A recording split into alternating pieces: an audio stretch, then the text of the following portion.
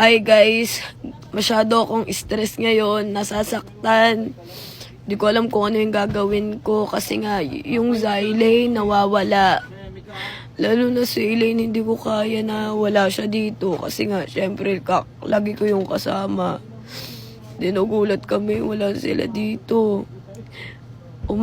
Yung umaga nakita ko pa siya. Nagyakapan pa kami tapos yung pagkaano biglang nawawala na sila. Grabe. Kinakabahan ako kasi baka kasi mamaya di pa sila kumakain. Mamaya di sila sa baka kasi mamaya nasa pa. Wag naman sana silang nasa hindi maayos na sitwasyon.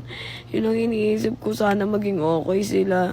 Kasi yung alam kasi namin, huli silang nakita doon sa may palengke ng La Union dito. Nandito kami ngayon sa La Union. Nandun sila ngayon. Huli silang nakita sa La Union, guys. Please.